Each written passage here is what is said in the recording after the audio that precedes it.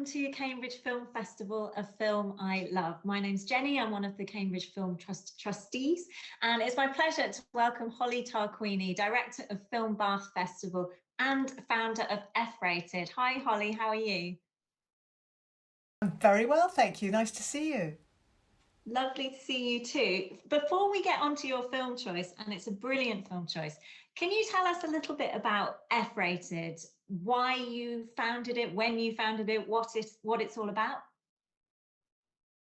Yeah, so I founded the F Rating in 2014 at what was then Bath Film Festival and is now Film Bath. And it was inspired by two things really, by the news that once again of the top 200 films that year, fewer than 5% rather, had been directed by women, and by a news story about Elaine Teyer, who was running 3 cinemas in Stockholm, and she was highlighting all the films which passed the Bechdel test. And Elspeth on our programming team said, we should totally do that with our programme. We should highlight all the films which have 2 women on screen who have a conversation with each other about something other than a man, which is what the Bechdel test is. And I thought that's just brilliant and funny and witty and lovely, but it doesn't say anything about who's telling the story, which is what I really care about, because obviously the person who's telling the story brings with them all of their life experience. And so I created the F rating, which is awarded to any film which is written and or directed by a woman. If it also stars women in their own right, then it receives a triple F rating, which is our gold standard. And from then it really snowballed. So its original plan was just to be for our film festival in Bath, but it gained massive traction and momentum. It was in all the national papers. So we invited all the other cinemas and film festivals, first in the UK and then everywhere in the world, to F-rate their programmes. So there are now more than 90 other organisations who use the F rating to highlight films which are written and or directed by women. And then it got taken up by IMDb, who added it as a keyword on IMDb. So you can search F-rated on IMDb, and there are now over 25,000 titles which have an F rating on IMDb. So yeah, it's been an amazing journey of the F rating from 2014 to now. I mean, it's such an amazing initiative, and it still feels very necessary because, I mean, at the time of you and I chatting, the Oscars shortlist has just been announced, and still there are categories. I mean, categories that aren't covered in F rating, but are still.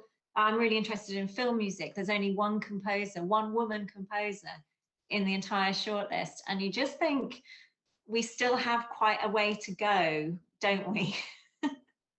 Yeah, and especially there are some areas, aren't there, that are kind of, they look kind of exceptionally male, and I think music composition is one of them.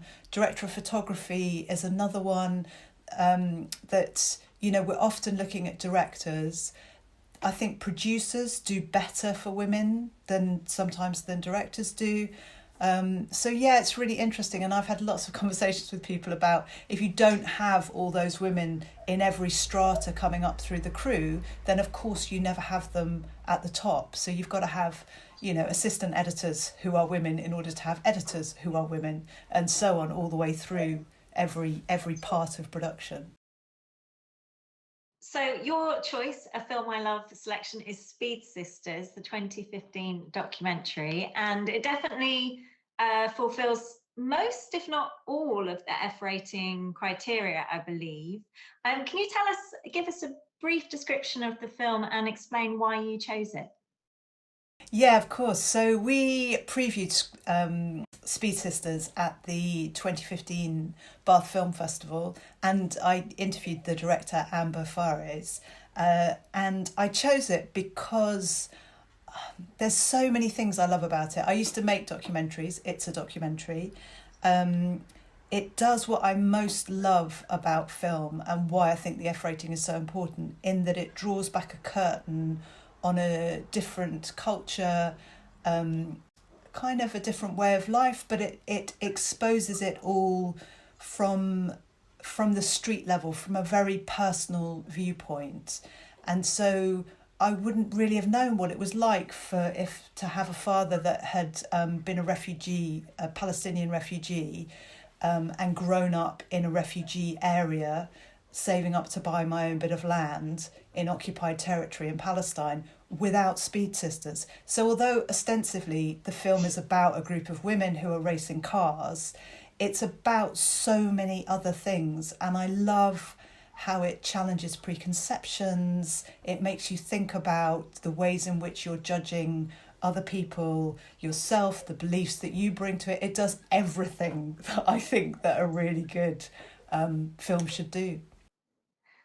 And it's a cracking cast of characters, to put it like that. I mean, the women who make up the Speed Sisters team and their manager, I mean, they really, completely different personalities. Some really light up the screen. I mean, for me in particular, there's Mara, Noor, and the manager, Maysoon. Did any particular character stand out for you, or who you found resonated most with you, or you found the most compelling when you watched this? So it's interesting. I watched it again last night. I've got two teenage daughters, and they were much too young when we screened it back at the film festival. But I watched it with them last night, and I loved all the conversations that it raised for us, and lots of those were around the characters. So one of the conversations we had was about Betty. So Betty is one of the racing drivers, but she's very glamorous. She's Lebanese. She's got long blonde hair. She's the kind of, I do my nails and my hair and I always look beautiful because I really want to be feminine, and all the men love me, and they always want me in front of their cameras. And you think that's all true. And meanwhile, over here, 3 feminists on the sofa in my house judging her for those things and for saying those things about her. So we had a really interesting conversation about, I can see and can feel that we're judging her for those things. Is that fair? Why are we judging her? Where have those ideas come from that mean that we judge her? And then with Maysoon, we had a really interesting conversation. So Maysoon is the manager. She's also quite glamorous. She runs a clothes shop. And then there's a scene where she's wearing a headscarf and she's in a mosque. She's going to pray. And she suddenly looks very traditional and, to our prejudiced Western eyes, quite old-fashioned. And so the girls and I were having a really interesting conversation about how you judge people based on what they look and how they present, and how easily and quickly you can change that by doing something like putting on a headscarf. And then from our kind of, awful prejudiced position, we then have different ideas about what that person's like, when in fact we've learned what this person's like. She's amazing, kind of dynamic force of nature that is managing this really unmanageable team of women. And then you've got Mara, who is just so fantastically lovable because she's so passionate about what she does, and she's got the most at stake. She's got the most riding on her. Whole family have put in money that they were going to put into buying land, into buying a car so that she can race with everybody else. And what I loved with her story was the relationship that she has with her father, which again I think really challenges a lot of preconceptions that we all on the sofa had about what it's like to be a young woman in an Arab country, what your relationship with the men in your life would be like. And it completely, it's inverted all of those beliefs beautifully, because he is her greatest fan. He stands up for her, he fights for her, campaigns for her. And so we really enjoyed that relationship. And then Noor was the kind of household favourite, as the sort of glamorous tomboy that can never remember directions, but also all the way that she learns to drift drive as well in the film, which we were all kind of quite excited about trying out. So yeah, we loved all of the characters. And I mean, it's interesting that what you said about Maysoon, glamorous, and then you see her in a more traditional attire. And actually both Maysoon and Mara, there are short scenes, admittedly, but scenes in which they're speaking to older relatives. I'm assuming grandparents. I think it is for Mara, it's her grandfather, and I'm not sure for Maysoon if it's her grandmother or an older aunt who is saying, I wish you covered up. And I think she says something like, do you love me? And the older relative says, of course I do. And that's kind of, you realize that whilst it's obviously, the film is very much of a particular part of the world, there are these sort of there are elements of universal traits, as in generation gap, and also in the nature of the competition. I mean, there's some rivalry within the group, and I was wondering, actually, could you give a bit of a context to how the story is told, how their story, Speed Sisters' story, is told in the documentary? Yeah, I was thinking about that today, because I think the first, I mean, kind of, we put them in the trad 3 acts, then the first 2 acts are quite clear of, we're getting to know the personalities, and then they have these races, and then I think the 3rd act in it is the kind of weakest. But those first 2, where we're learning about the different personalities, and then the second one where we get a deeper insight into their personalities, but also we learn more about the racing and about the culture that they're living in and that they're coming from, I thought was beautifully done and created. That it, like I said, it did that beautiful job of allowing us insight into a completely different way of living. We don't live under occupation. We don't have to think about different places where we can go, whether we've got any space. The space that they didn't have, I thought, was really beautifully illustrated by the film. They don't have the space to go and practice their driving, so they have to do it next to a camp where one of them gets shot. You know, those aren't the things that we have to think about. We don't have to think about checkpoints and whether the tear gas is going to come in through the window when we go to the checkpoints. So all of that kind of layers that we go down into of what it is to live under occupation, I thought were really beautiful. And then that contrasted by the freedom that the women have when they're driving, and they're driving at speed, and that kind of liberation of being able to just go. Definitely. And you said that you showed Speed Sisters when it was released at the Bath Film Festival. Do you have any particular memories of that screening, or of seeing it at the cinema? I remember loving it. I think I spent most of the screening thinking about what I was going to ask Amber at the end of it, so I was slightly distracted, as you are if you're about to host Q&As and you're also watching the film. And I really liked what she said about, in talking to her, she was talking about how it resonated with Palestinian audiences.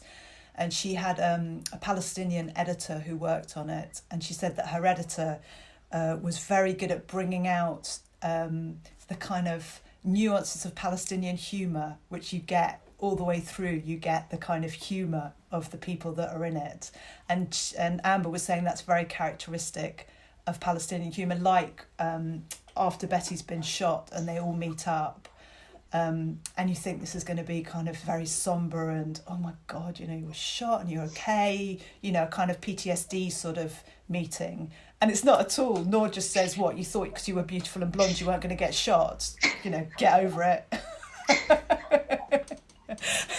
and she said that's completely archetypal. And also that that lots of them recognise, and she said this was in a broader context of Arab audiences, that they really recognised that father-daughter relationship, the closeness of that father-daughter relationship, and that kind of, that sort of devotion of the father just loving his daughter so much and putting everything into helping her facilitate what she wants to do with her life.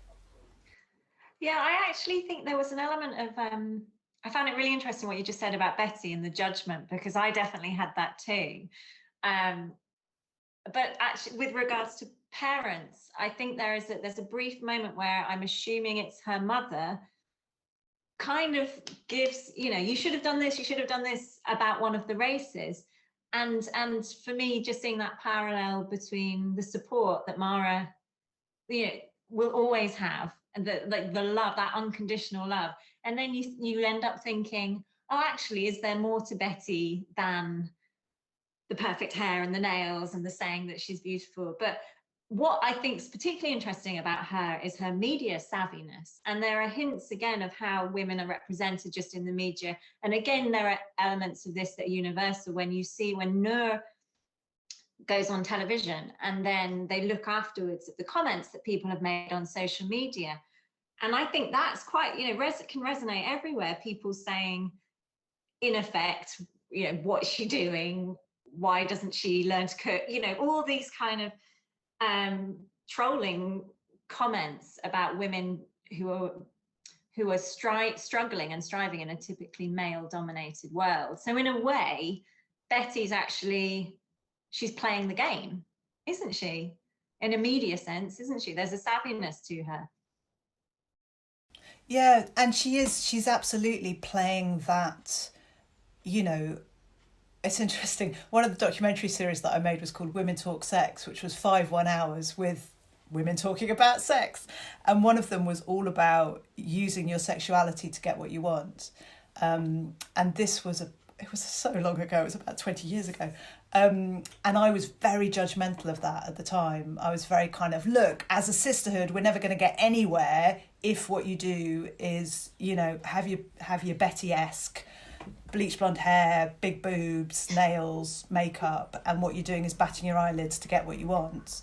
And I'm sort of hopeful that maybe we've moved beyond that, but it was interesting, yes, how obvious it was that she was using that to get sponsorship, to get more coverage. She had a better car because of it. She had better support because of it.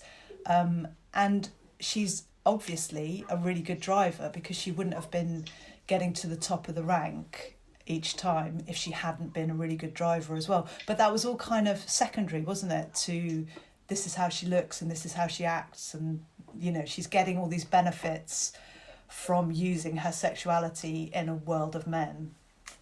It's so complicated. So just one more question, Holly, with regards to, for people who are about to sit down and watch Speed Sisters for the first time, anything in particular that you think they should look out for, whether it's a particular scene or a dynamic between characters? What would your advice be? Oh, that's a good question. What I would really do is listen out for the music. So I really liked the selection of music that Amber used. And I think one of the things that she said was that she wanted to use Middle Eastern music because there's a really interesting independent scene. And again, that's not necessarily particularly known about in the West, that there's quite a lot of, you know, challenging, controversial, dynamic, very modern music, and she used lots of that in the track. So I would listen as much as I would look. Lovely. Well, Holly Tarquini, thank you so much for choosing a film you love, and thanks for joining the Cambridge Film Festival. Thank you.